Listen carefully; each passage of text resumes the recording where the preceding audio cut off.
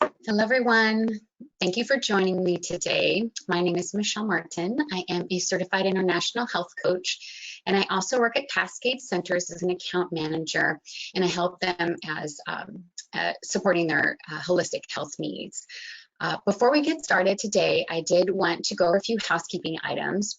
In the GoToWebinar interface, there's a section for handouts. We do have a couple of handouts in there. One is obviously the program, but we also have a troubleshooting tech handout there. So if you're having problems throughout the program and you want to download that real quick and get some assistance there, please feel free to do so. We do have a lot of information to review today, so I will keep questions until the end of the program. However, I will be asking for some input throughout the program, so I do want this to be interactive, but you are welcome to add your questions into the question box, and I will address those at the end of the program.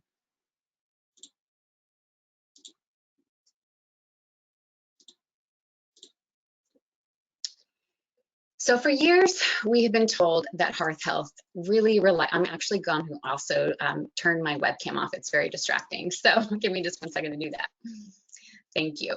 So for years, we've been told heart health does rely on exercise and diet, but obviously recently in many years, we've heard a lot about stress. We've heard a lot about how mental health really has become one of those factors. So that has really been key in the last number of years to truly understand how mental health is affecting our bodies.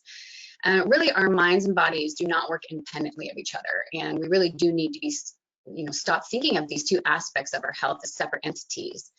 And in recent studies do show poor mental health is a risk factor for many different issues, chronic physical conditions and heart health, but a lot of other conditions too. So today we're going to talk about why anxiety and depression contribute to heart health risk factors. And then we're also going to discuss just really learning about assessing your mental stressors and some of the best practices that you can do yourself to keep your heart and mind strong.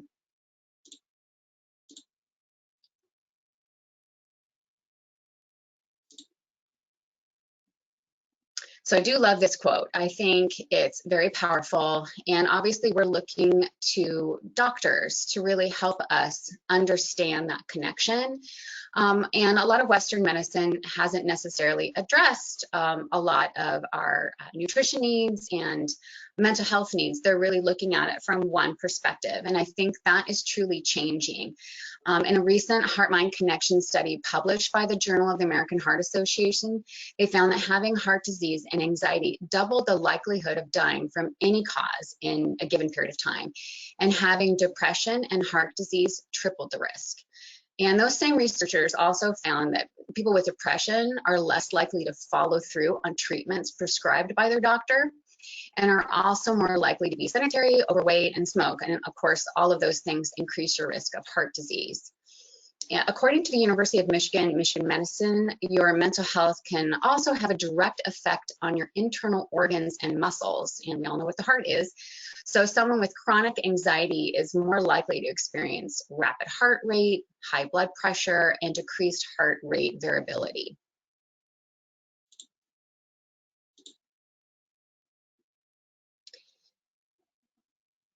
So these are just going to be some of those risk factors that we're going to be looking at today. And I did want to mirror those negatives with some positives to just kind of think top of mind. I am sort of a big believer in setting your intentions. So we are going to talk about the negative, but I absolutely want to mirror those with the positive outcomes too. So we can modify our risk factors with behavior and mindset shifting, which I'm going to talk about here in a little bit.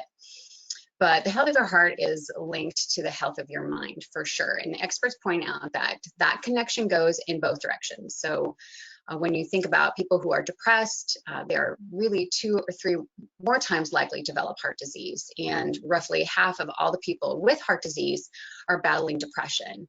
And to also think about how mental health affects us is that lack of sense of worth or purpose has been associated with increased risk of developing cardiovascular disease. According to research in the Journal of American Heart Association, persistent depression may double the risk of stroke in adults age 50 and older.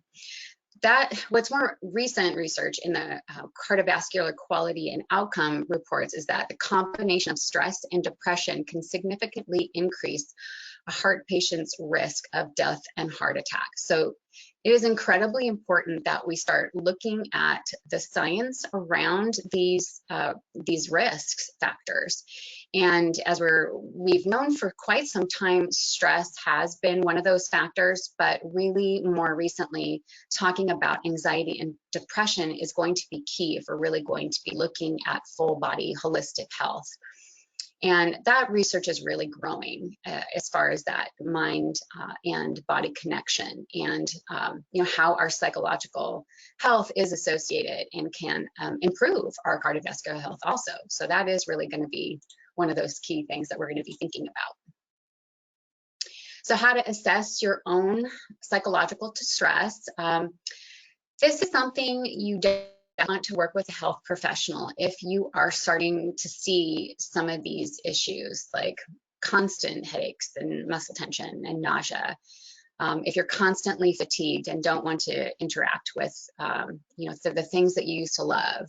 Insomnia, chronic insomnia, is definitely something to be talking about your doctor. And a number of these issues here, you can see you probably have experienced something like that at some point in time in your life, but really when you start seeing a number of these things bubble over, if they're happening consistently, if you're not able to address them in a healthy starting relationships or your job, it's really important to be looking at those types of things. According to research in the Journal of American Heart Association, persistent depression may double the risk of stroke. Pardon me, I'm just repeating myself here. Hold on for just 1 second.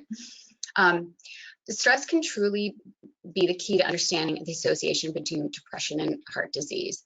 The immune system fights stress as if it were a disease or infection. So when you're faced with stress, your body reacts by producing hormones like cortisol.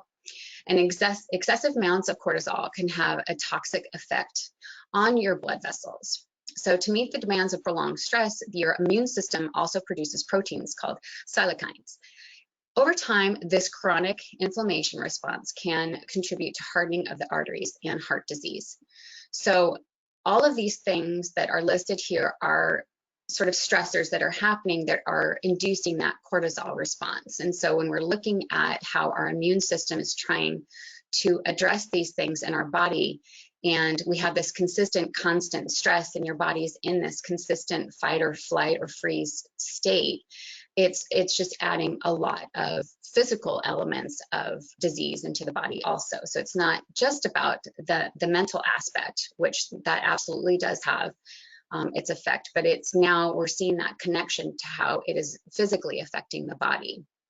And I'm gonna show you a little bit of information a little bit later in the program about these perceived stress scales. So the perceived stress scales measure the degree of which situations in your life are perceived as stressful. So that's really your way of addressing some of these stressors. And you can look at these questionnaires because they're really designed to assess how unpredictable, uncontrollable, or how overloaded you feel your life is and the current level of stress that you have in your life.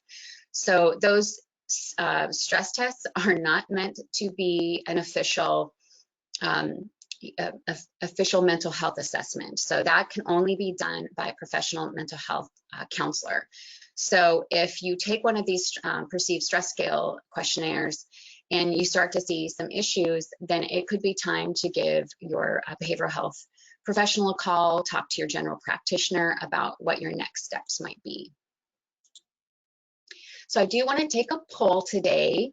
I am very curious about your number one habit. Obviously, you could have a lot of go-tos that are in your life, but I would just like to hear about your number one habit. So just take some moments here to vote and give me your number one. And if you don't see your number one here, I would love to see your input in the question box. So if you don't see something here that you do, I would love for you to put in the question box, and then I will let everybody know about it too, because we could always learn something here, right? Wonderful. I'm going to close the poll here in a moment. So drop those thoughts, feelings in there? Perfect, perfect. Thank you so much. A couple more seconds here. Wonderful. Okay, I'm going to close it here. Thank you so much.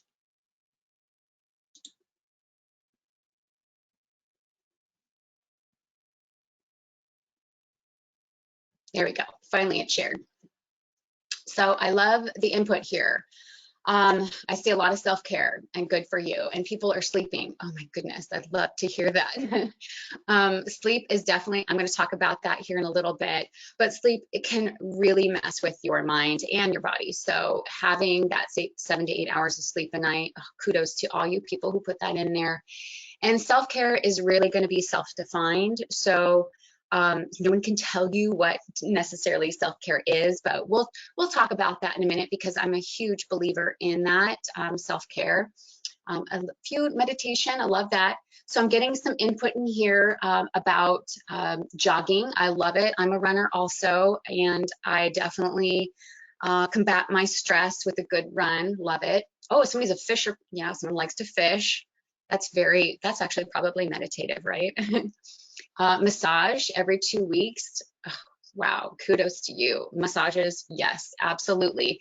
And there is absolutely something to be said about the physical touch and what that does to your body, how it releases feel-good chemicals with that human touch, you know, that, and obviously the manipulation of muscles is really good for you too. So all of those things, really good input there. And thanks for doing that, everybody.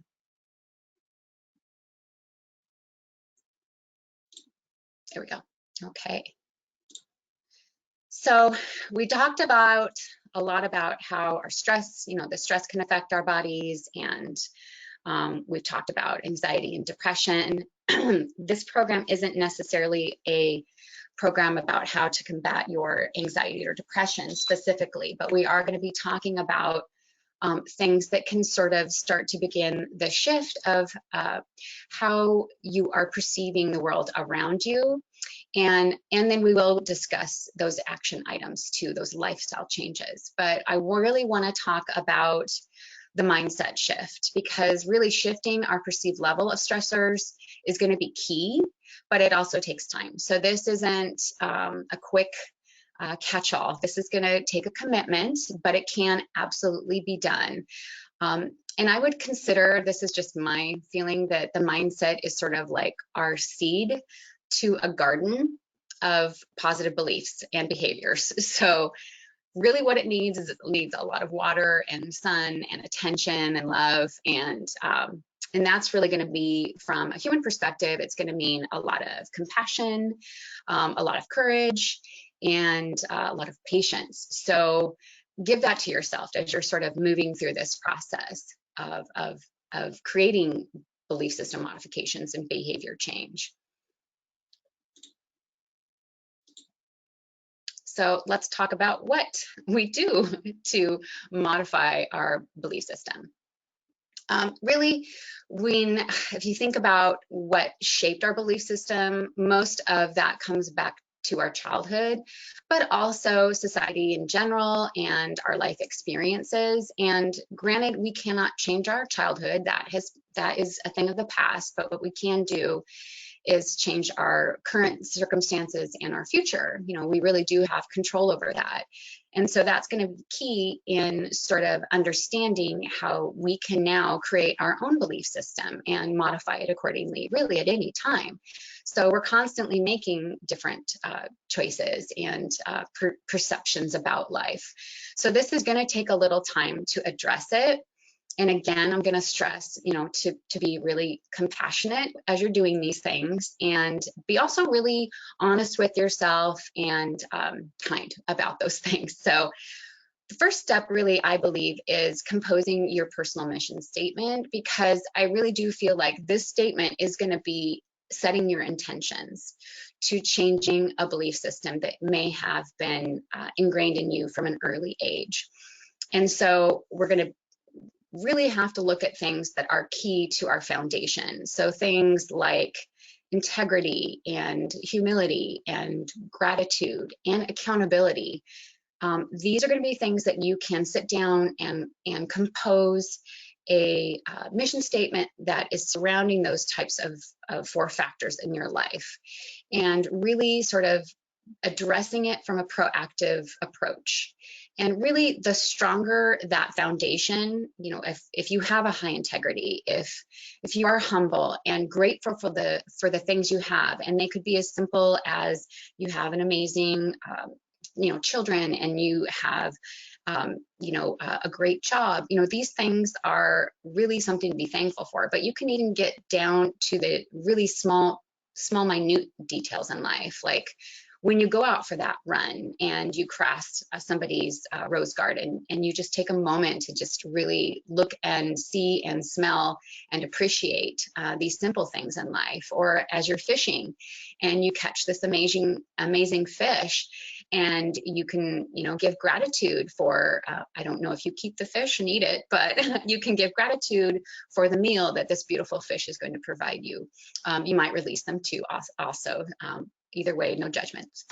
But then also accountability. I can't stress enough how important it is to be accountable. And that is going to, again, be a muscle that you need to flex regularly, because it does require us to really understand when we've kind of done something ourselves to create a situation. And that is just something to be aware of. It doesn't mean you have to be now accountable for everything that has happened to you, because life does throw us lots of curveballs, and there are difficult things in life. And so I'm not asking everybody to be accountable for everything. I'm just, you know, just being accountable for the things that you really do know in your heart that you have a responsibility for. And so once you start composing this mission statement around these 4 factors of your character, really, it will really set the stage for creating different belief systems. And then realigning your priorities with your passion. That's going to be where you are going to pull from your mission statement. So it's really, what do you want to accomplish in this lifetime? And yes, our priorities change over time about what we are passionate about. It does motivate us and moves us forward. And if you're passionate about something and you're working in the opposite direction, then you are going to have mental and physical consequences, because when we don't align with our true belief systems, you know, that adds stress to our life, and that can add anxiety. And then we can become depressed because we're not working towards something that we really love to do, and we're not passionate about what we love or what we're doing. Those are things to just really address as you're sort of putting in you know, that mission statement and aligning those priorities and your passions together.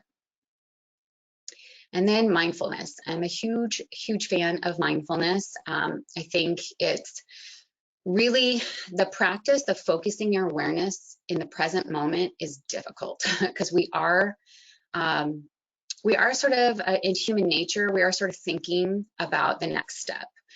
And that worry and that sort of stress can just really add to thinking things are lost, or, you know, what's the point?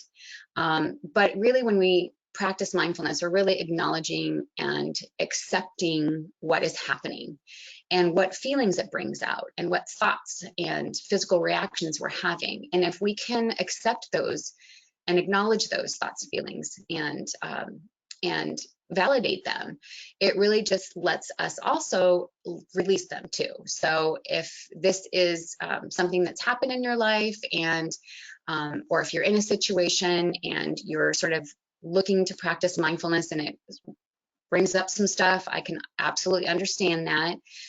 That's where things like meditation can be really important, or taking a walk in nature, using all of your senses to sort of address all the wonderful things that are around you. Those are going to be great tools for you to use.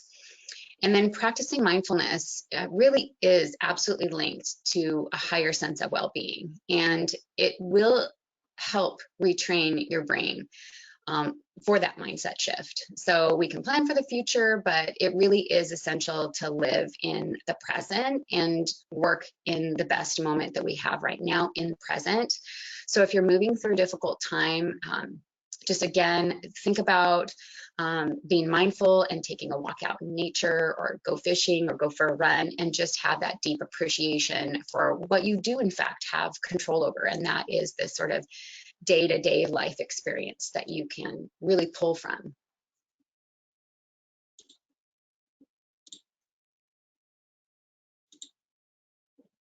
So let's talk about behavior change. This is a tough one.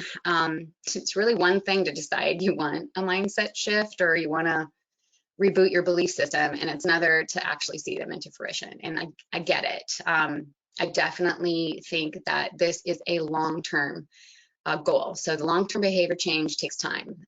So be prepared for some roadblocks, what they may feel like failures, but I'm going to go through that in a minute.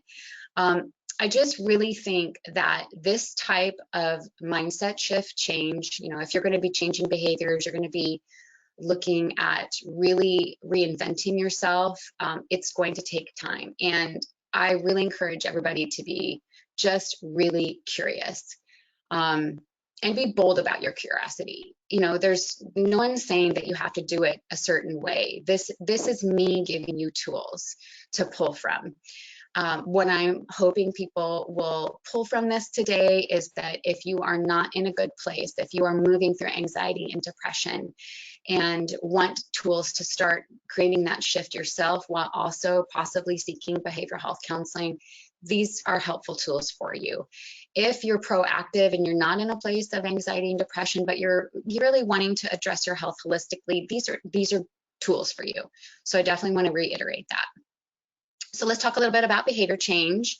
Positive inner dialogue, absolutely a key. I can definitely tell you right now, I myself have suffered from low self-esteem and from underlying factors, and worked extremely hard to modify that. And that takes continuous attention to have that positive inner dialogue. If your default is negative, like, oh, this, you know, if something's happened at work and you instantly go into this, you know, dialogue of how wrong people are or how unfair things are, that is a spin you don't want to get into. So really having to address each time you go there and replace it with a positive narrative. I love mantras. So I know that probably sounds a little woo-woo for some people, but mantras are just really statements that you can repeat to yourself.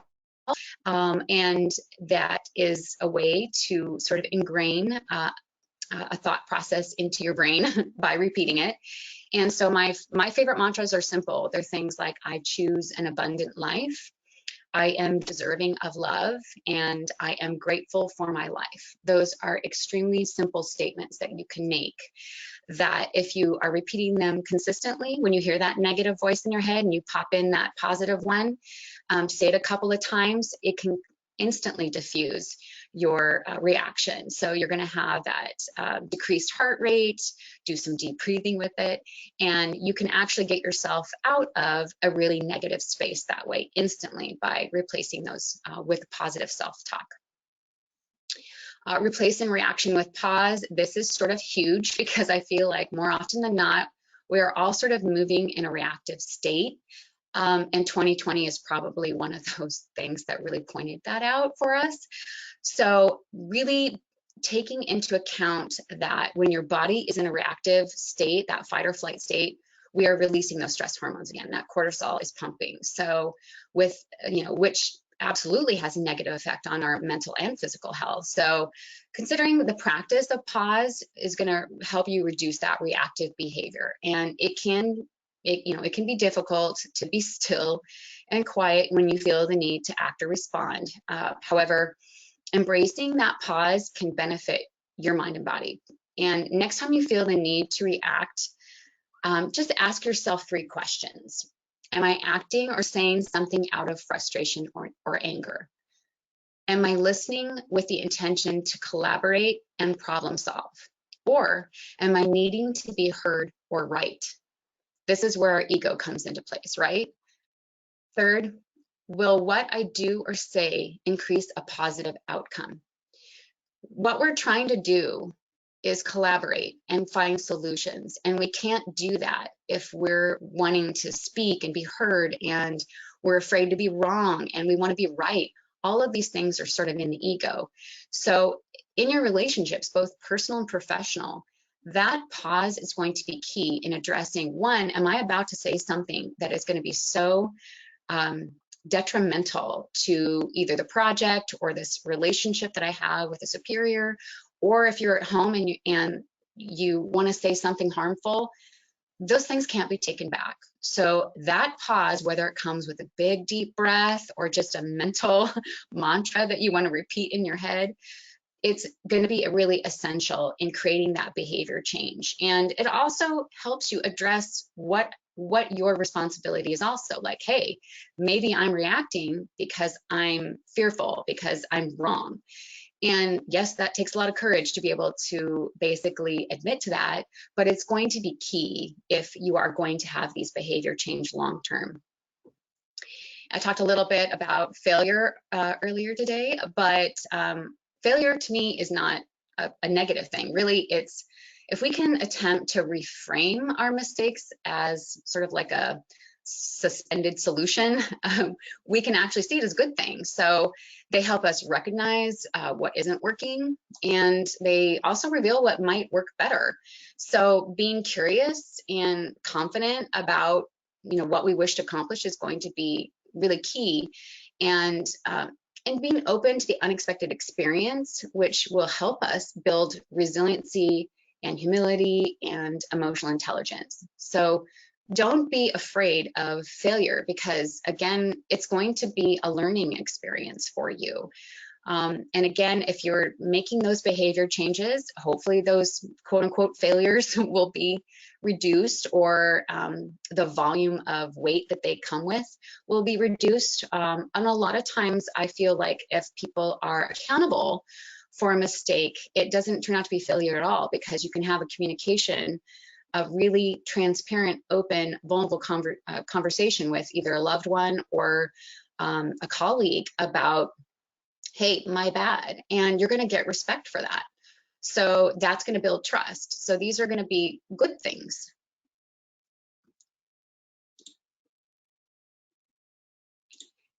So what is going to be key is forgiveness. And I know it might seem like I just took a right turn, but according to the Mayo Clinic, there are numerous health benefits of forgiveness, and that includes improved mental health, less anxiety, stress, and hostility, lower blood pressure, fewer symptoms of depression, a stronger immune system, and improved heart health and improved self-esteem.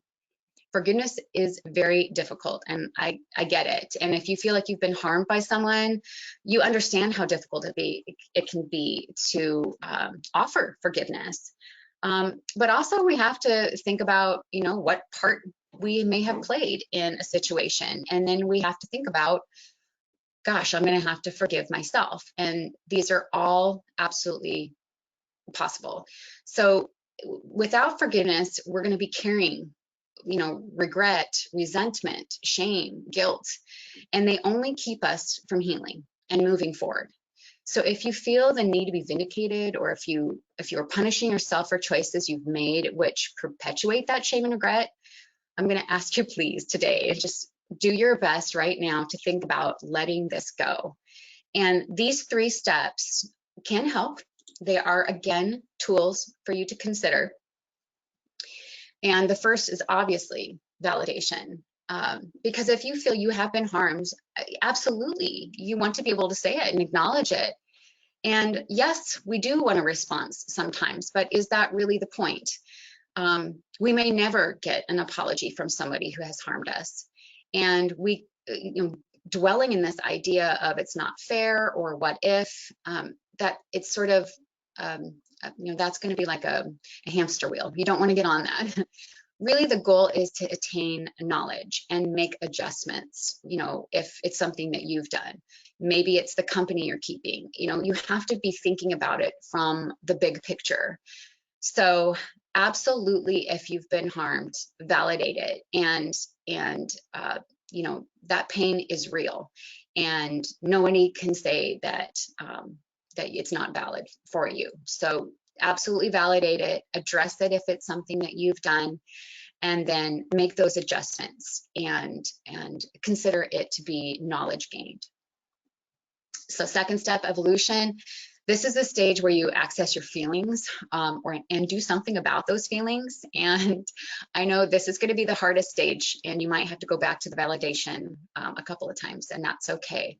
But do not skip this stage. You know, trying to stuff down your feelings, your sadness, your anger will only sit in your body and you know, basically recycle old feelings of victimization and shame and regret. So, you know, find safety knowing your intention is to heal, and you deserve a life free from resentment and ill will. So go ahead and, you know, address those feelings, you know, try not to, you know, avoid, you know, holding on to the pain as defense or protection. And again, recycling those feelings of victimization. Just begin to see this as I'm going to move on now. I am going to feel better about my situation. I'm going to forgive. I'm going to start the forgiveness process and let this go and move on with my life. And again, you might have to repeat. Validation stage or the evolution stage may take time. So please don't think this is going to be boom, boom, boom, and you're going to be done. It's going to take some time, and that's okay. Address it that way. And the last, release. My mom has a saying that is, she says, release them with love. And I actually love this because, you know, you may never speak to this person again that has harmed you. And you have no idea what they're moving through. They may have said something, again, out of reaction, and said something extremely harmful, and they may be moving through an extremely difficult moment in their life. You have no idea. So it's so key to be compassionate and have that perspective of, you know, that was hurtful, and I don't know what's going on in their life. And yes, maybe it was unforgivable, quote unquote, unforgivable. But if you can offer somebody that forgiveness, it is a huge weight off of your shoulders. So, you know, provide yourself the compassion too if you've behaved poorly. And then just consider it an opportunity and motivation to do better next time, because there will be next time. You will absolutely be forgiving people probably our whole entire lives. And if we can kind of remember these 3 stages, we can move through it easier. I'm not saying faster or better. I'm just saying with a little bit more ease.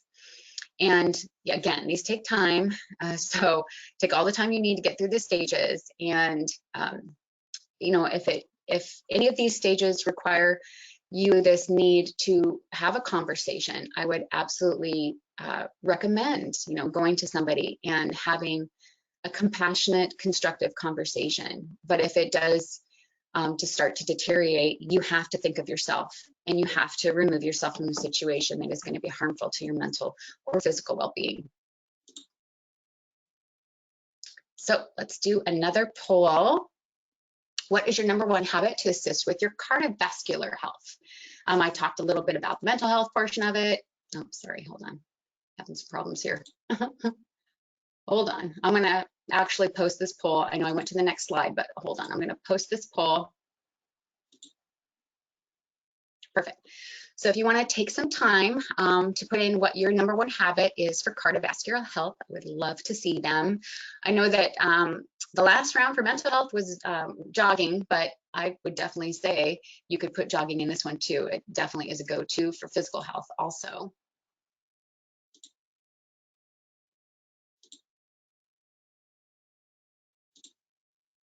Great. Love. This is interesting. I love it. Okay, very good. Take your time.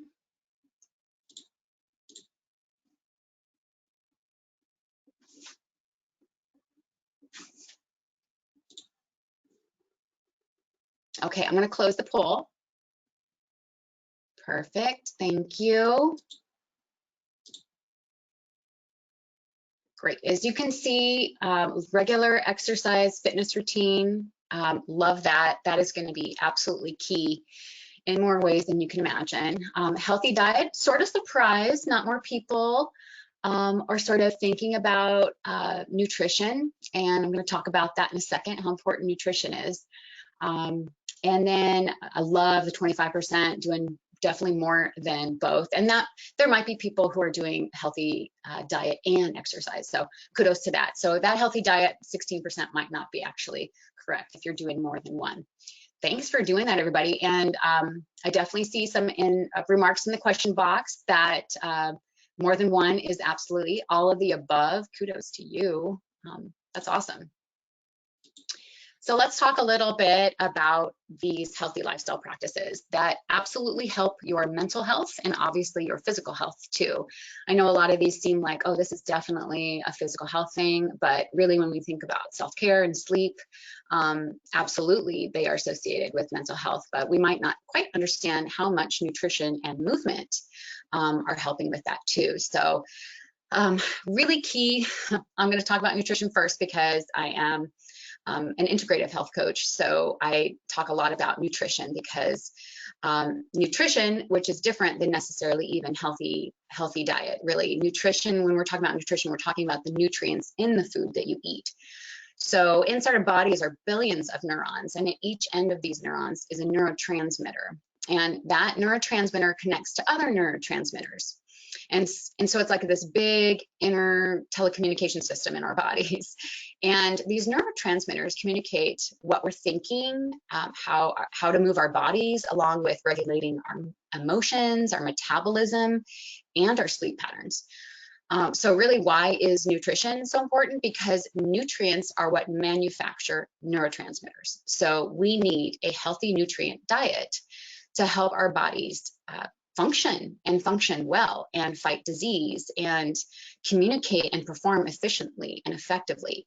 So when I say nutrient dense food, the first thing I'm really going to touch on is real and clean food. We eat a lot of processed food, and the more processing, the less nutrients. So we also have things like highly GMO food, which you know, I don't want to say is bad for you, because there is obviously a lot of reason why GMO was created, but we don't really know what GMO does to our bodies yet. We won't probably know for numerous years, really. So, you know, things like soy and corn are high GMO, about 90% or more are GMO. So corn is a huge filler, so is soy, and a lot of our food products that are processed. So when you see things like boxed foods that have a lot of names you can't pronounce, or a lot of corn such and such, or soy such and such, those are fillers. And so you're getting highly processed, highly GMO food. So really think about your choices. I have numerous friends right now that are getting healthy meals delivered to their home, and I'm a huge believer in that, because a lot of that, I mean, that is it's fresh-ish food. Definitely get that, it's fresh-ish food, but it's better than going and getting a box and heating it up in the microwave or something. So you know, find what works for you to kind of get started in looking at food as a way that's going to help your body communicate better and basically balance your mood and keep you, you know, just your neurotransmitters nice and healthy and fed, so that they're communicating well and keeping your metabolism moving forward. And then, of course, if you are having issues, you know, reach out to your insurance program. Most insurance programs now have health coaches that you can work with to address your nutrition factor and, you know, your diet in general. So you do have tools out there. So go ahead and look into them and find out, you know, what options you do have. So next I want to talk a little bit about is movement, because we think movement, again, of cardiovascularly, right? So we're thinking, oh, this is good for my heart, and there's something to put jogging in for mental health. And oh my God, I cannot say enough how huge that is, really.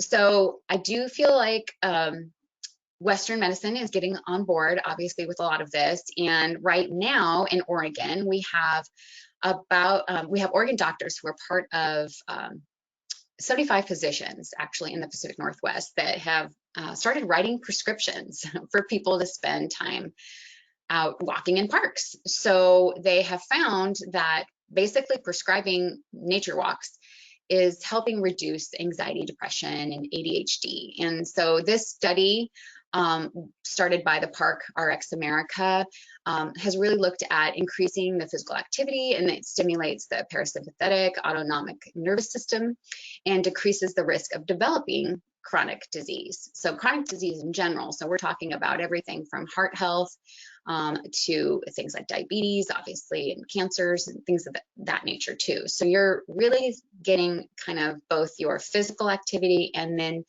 the mental health activity, obviously within the physical activity, but also being outdoors and using that mindfulness of being in the moment and using your senses, smelling, looking, feeling nature. It is so uplifting in general. And then that deep breaths that you'll be taking while you're out walking.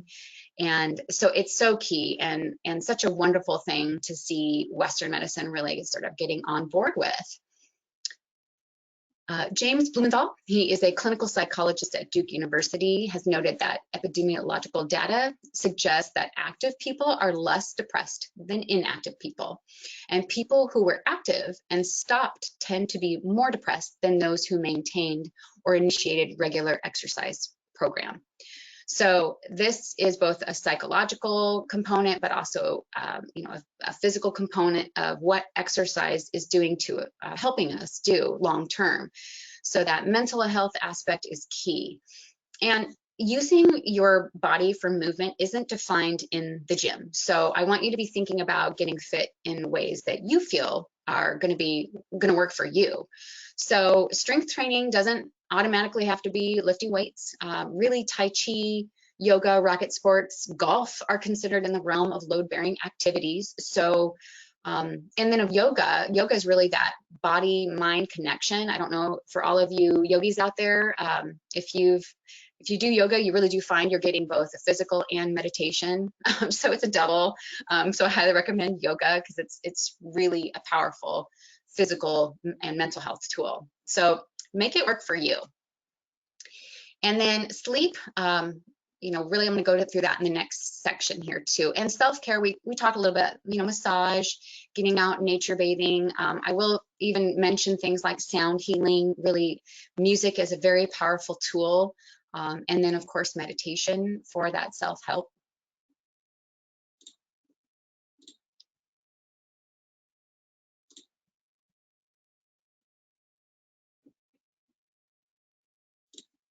There we go. My slide was taking a little bit of time. So sleep hygiene, as you can see here, these are going to be things I'm going to really recommend. It sounds like a lot of you are on top of things when it comes to sleep, but for those of you who are having a hard time, just think of these few things here. We have get up and go to bed at the same time. You really want to eat light meals early in the evening. Obviously, a lot of people might have a couple glasses of wine before bed thinking that it's actually going to help them fall asleep faster, but it won't. And nicotine is obviously a stimulant, so you want to forego that. If you need help with smoking cessation, definitely recommend contacting your insurance provider or your EAP to help you with that. And then adapting your environment, that's really going to be about keeping your bedroom free of clutter and work-related activities and hopefully tech.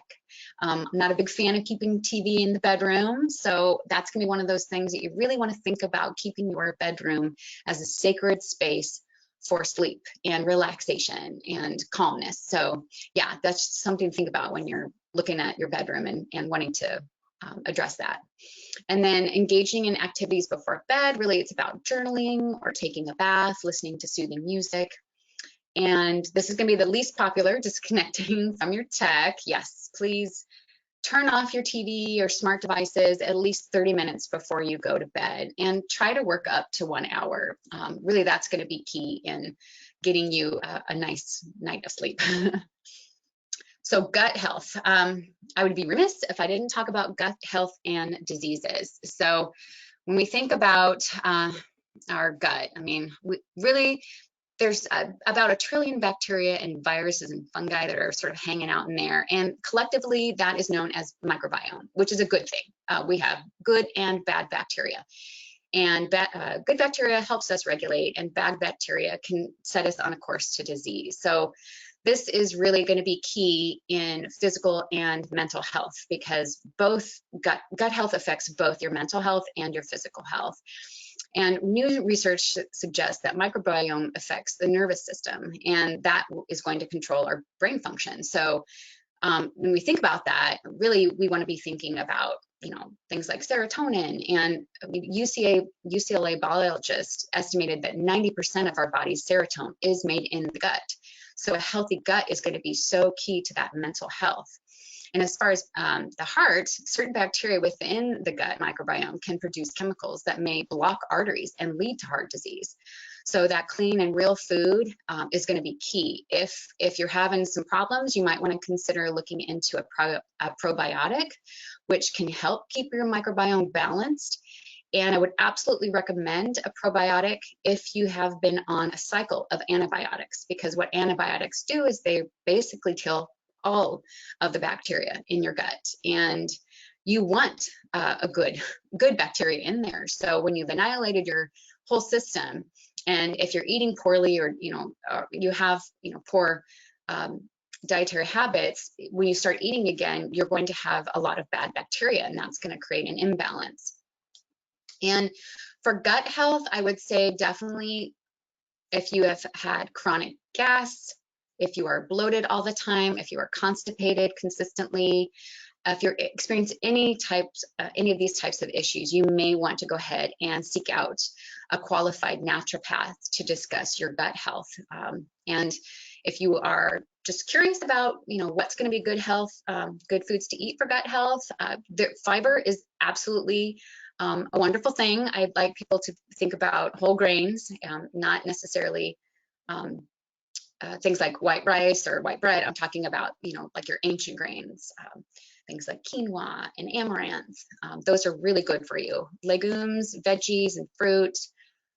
Those are going to be great for fiber. And especially good are things like broccoli and asparagus, seaweed, organic apples, garlic. Those are really good for gut health, along with herbs like ginger and coriander, turmeric, cumin.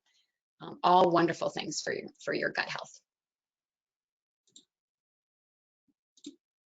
We definitely want to talk about your heart health and water. I know that might seem obvious, but I love this question here. Would you drink more water if you knew it reduced the risk of your heart disease by half? And the Loma Linda study was as basic as 5 glasses of water. This is key too, because if you're drinking more than 5 glasses of water, amen to that. So thank goodness, because we need a lot of water. And so to give you an idea, really blood consists mainly of water. So we need a continuous supply of water to keep the blood thin, so it can move through our system more easily. And if you're dehydrated even slightly, your heart has to work harder. It has to pump the blood, which can increase your heart rate and cause an irregular heartbeat or palpitations. And dehydration thickens your blood and makes blood vessel walls constrict, which can cause hypertension or high blood pressure. And that's a strain on your heart. And over time, this can lead to the buildup of plaque in arteries and the blockage of arteries that can cause a heart attack. So thinking about basically hydrating your cells and organs and helping your body function properly and remove waste and keep your metabolism up are going to be really key with heart, or for the heart, with water. And if you're more active, if you're into fitness and your movement is high, then obviously you're going to be drinking more water. And things like soda and energy drinks and juice should not be seen as replacements, especially things like energy drinks and soda. They're full of sugar and chemicals. Juice is full of sugar. Really, when you're thinking about hydration, clean water, tea is even good for you too, but just keep it as clean as possible. Okay, I want to talk a little bit about lifestyle in general. So I'm a huge fan of the Blue Zones. And for those of you who don't know what the Blue Zones are, they are pockets of communities around the world that have the most centenarians in their community. And so those are people over 100 that are living very healthy lives, not just live, not just being alive, but living, being alive and being active and invested and purposeful and joyful even. And so what they've done when they've studied these blue zones is that they have found that there are a number of key factors that are going to be helpful in making that 100-year mark possible. And those include those things like we've talked about today, like really looking at self-care and, de-stressing. We talked a little bit about purpose when I spoke about writing your mission statement and talking about really purpose can be a lot of different things. If right now it's just working on things like your integrity, gratitude, accountability, that is a great purpose. It's an excellent purpose. It's very personal. It's steeped in your character as a human being. So finding purpose is really going to be key.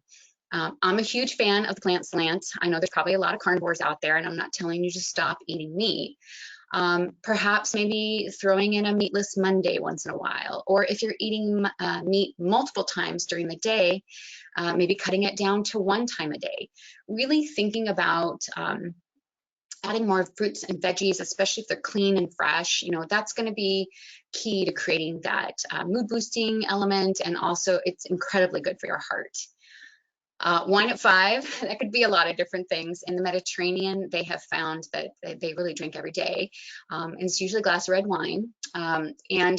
Really studies are, I would say 50-50 as far as alcohol is concerned.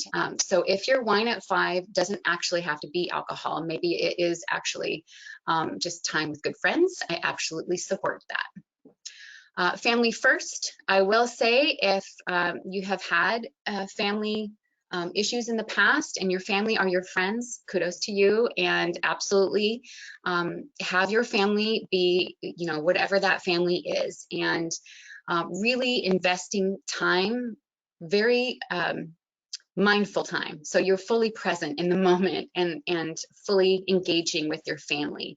So that could be meeting for dinner a couple of times during the week, or turning your phones off for a couple hours in the evening, whatever it takes to be fully engaged and present in the moment. The 80% rule, I love this. This was, I think, based in Okinawa, Japan. There is a blue zone there. Okinawa, Japan has they call it harahachibu, and that means 80%. So you eat 80% of your food. And I'm not just saying to do that and waste food.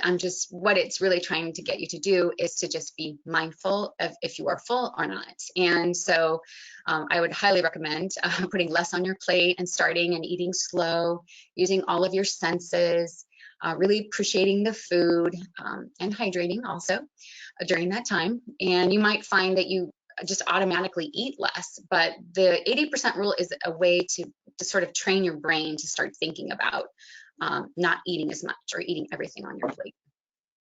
We talked about movement. I just want to step into finding the right community and belonging. It really is key to stay away from isolating yourself and staying engaged with people that you love. There is no definition as to who that is or your group of people that you feel connected with. Isolation and loneliness are detrimental, excruciatingly detrimental to both your mental and physical health. So right now is hard. We've been through a lot in 2020, and we're still sort of there right now, obviously, in 2021. So find the best ways you can to connect with people, whether that's finding a pod, your quarantine pod, or if you like Zoom with your friends, or maybe you're sitting across the street with your neighbors in your driveways. Find whatever works for you, that you feel safe and still connected with the people that you love. So all of this is a lot, and I realize that. So I just want to touch on keeping you motivated. And obviously I gave you a lot of tools to consider. So one thing that I can just really recommend is setting a goal. Like, it doesn't have to be all of this. Find something that really resonated with you today, and that will be the thing that you want to work on. and set that goal. And if you have somebody that you know that is working on that same goal, that can be your accountability partner. Really, that's somebody who's going to be like, hey, I haven't heard from you in a while. What's happening? Whether that be in regards to food or movement, or maybe it's just about being mindful of your mental health in general and working on your stress. All of these things are things that you can create a goal with and stick with it. And there will be some lapses, so be prepared for that, whether it's you ate 3 cookies in one sitting or you haven't worked out in a week, whatever it might be. Just prepare for that and don't beat yourself up. Switch on that positive and move right into getting back on board with your goal. Move forward.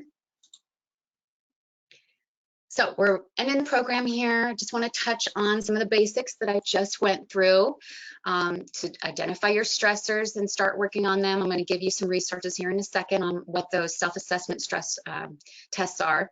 And developing self-awareness is going to be really key for all of these elements. So that self-awareness, again, I want you to be really kind with yourself. If you're noticing you're doing things that aren't productive or unhealthy, the best thing you can do is forgive yourself and move forward with getting started on and taking action to move forward. And that includes that healthy mindset.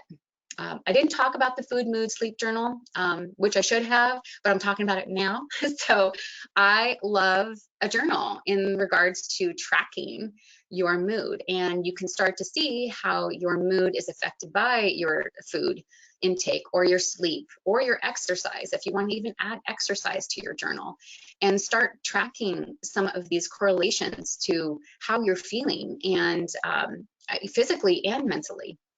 And then the basics of nutrition, movement, sleep, and water. Amen. So here's my resource information. Again, this is going to be in the GoToWebinar platform, and I do believe there will be a follow-up to this program, so you'll get a recording and a handout of the information for those who attended. And again, this is really meant to be informational. These assessments, these top 2 assessments, this Kessler Psychological Distress Scale and the PsyCom mental health tests and quizzes, they are not meant to be a diagnosis. So if you take one of these tests, please note that you should also speak to a behavioral health counselor if you feel any of the information is distressing. So I left a few minutes for questions for anybody who wants to hang on here. Oh, somebody's got a recommendation. So somebody has recommended a small book called Food Rules by Michael Pollan. Thank you for that. I'm going to write that down myself. Oh, somebody's asking for the behavior change questions again. And again, this program, we will follow up, so you should be able to get these, but I'll repeat them. So for behavior change, you want to cultivate a positive inner dialogue. Again, cultivate a positive inner dialogue. Replace reaction with pause. Replace reaction with pause. And learn from failure. Thank you. Let's see. Oh, yes, amen. Somebody just also recommended the Blue Zones, 9 Lessons for Living Longer by Dan Buettner, B-U-E-T-T-N-E-R. Thank you for that. Again, I'm obsessed with the Blue Zones. So I can't say enough about how I believe in so many of the key factors in there, the beliefs. Okay, I replaced water mostly with non-caffeinated herbal tea. Isn't that better option than water, and why is it promoted more? Well, it would depend on the quality of your tea. I guess that could be one of the reasons why that's not promoted as much. Not all teas are created alike. So I'm sure you have a wonderful non-caffeinated herbal tea, and I would say absolutely yes, please keep drinking. They do say that hot tea, they've done some tests, some research on how it is hot, so inherently we drink less of it, whereas if you have a room temperature glass of water, you can actually drink that pretty fast without much of a reaction. I know that sounds really strange too, right? But I would definitely say tea is a wonderful option, and I think people do recommend it. It's just like I said, not all teas have the same quality as other teas. So just be really mindful of your tea. Maybe check in to see if it's organic and non-GMO, which yes, there is GMO tea out there. So just something to be mindful of. And I highly recommend tea. I drink it all the time. And I also recommend drinking lemon in your water. Lemon has potassium and can actually help boost your metabolism too when you drink your water. So having a glass of water when you get up in the morning is probably one of the best ways to help boost your body and your mind. Is coffee bad for you when going through stress? Well, yes. I mean, it's not bad for you per se, but yes, it's obviously going to heighten everything because there's caffeine in it, and you already feel like you're sort of heightened. Your pressure is going to go up, your heart rate's going to be faster. So yeah, it's not that it's bad, it's just contributing probably to some of the stress that's going on. Okay, I'm just reading through these.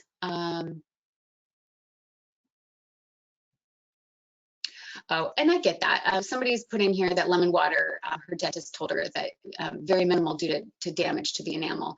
I'm not a dentist and I don't know what it does to your enamel, but that would probably take a lot of lemon. So I'm just talking about a little squeeze. It doesn't have to be a full dredging of a lemon, just a little squeeze of lemon juice in there. And a lot of times that just helps people drink it because of the flavor, because there's some flavor to that. So it's a tool to help people encourage just the drinking of plain water even. Sorry, I'm just reading questions here. Somebody asked for some replacements for flavor that are healthy.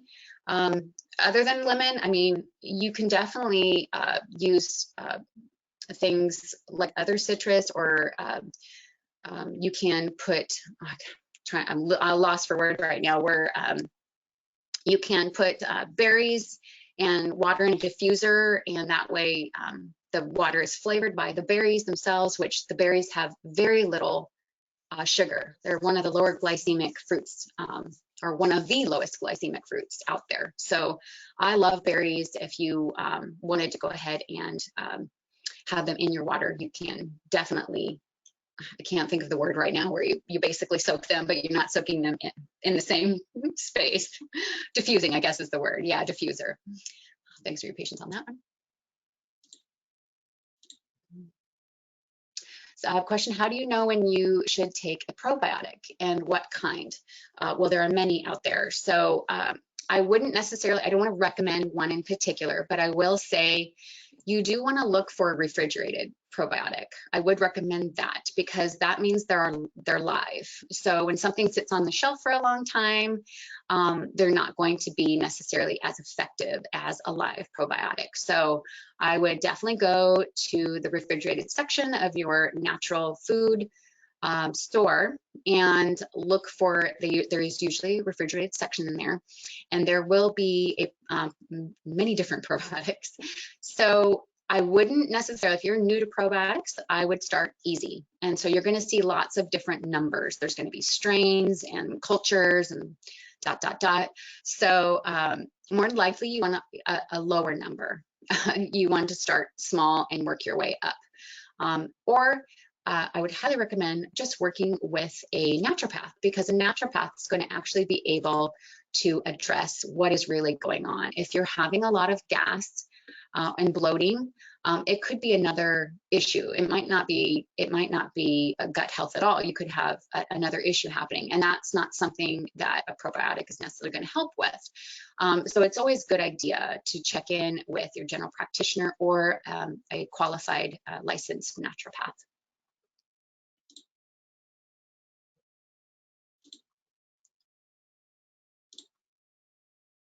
Oh, I love this one. Pets are great for helping reduce stress. Amen to that. I loved how everybody went out and adopted a pet during 2020, and I hope it's going well for all those people too. Okay, I'm going through these as fast as I can. Yes, there will be a copy of the presentation after the program along with the recording.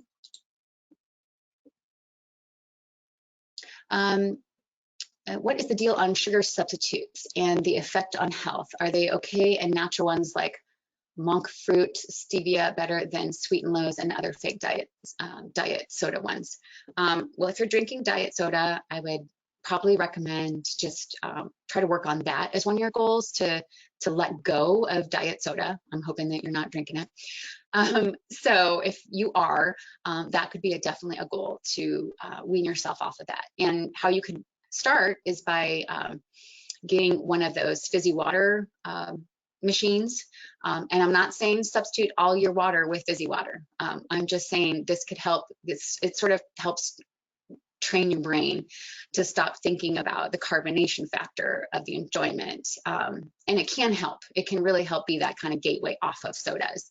And as far as natural sweeteners, definitely Sweet and Low, and some of those are really, they're all chemicals, and our bodies don't really know what to do with it. And they have been linked to some pretty detrimental brain effects. So I would absolutely forego those. I would go as natural as you possibly can.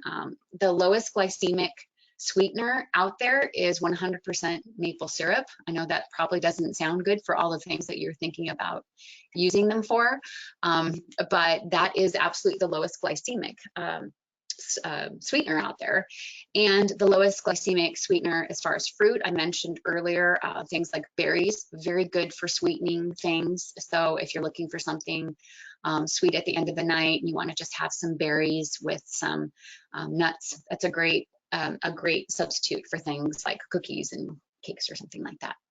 Somebody recommended cucumber mint for water. Oh, delicious. Thank you for that one. That just makes me want to go get some right now. And yes, mint is wonderful for your water. Not everybody likes mint in their water, but I say absolutely do it if you can. And for everybody that needs to go, I understand. We're going to keep answering questions until I can kind of get through most of these. So you're welcome to stay on and while I get through them. Yep, lots of recommendations around herbs and citrus and cilantro and cucumber and water. Oh, I love it. Thank you so much. These are so, I mean, I can't say enough. I would definitely do that too. Okay. Oh, somebody has recommended a podcast. Dr. Andrew Huberman, Hubberman, is a neuroscientist that has a YouTube podcast about how to focus on sleep, breathe, etc. Better using your brain and body. Thanks for that recommendation. These are so cool. Thank you, everybody. Those were such great questions and such great input. I love everybody kind of just talking about their go-tos. I just got another one, hibiscus. Yum, that sounds delicious. I think I've had hibiscus tea before, but I've actually never put hibiscus in my water. I might have to look into that. Thanks for that recommendation. So thank you everyone for joining me today. I hope you found some of these tools beneficial. I hope you found the information helpful. Please let Cascade know if there's anything we can do for you. And take care of yourself. I know 2020 was difficult and we're still moving through some hard times. So be good to yourself, forgiving, compassionate, and just, yes, take care of yourself. And have a wonderful rest of your day.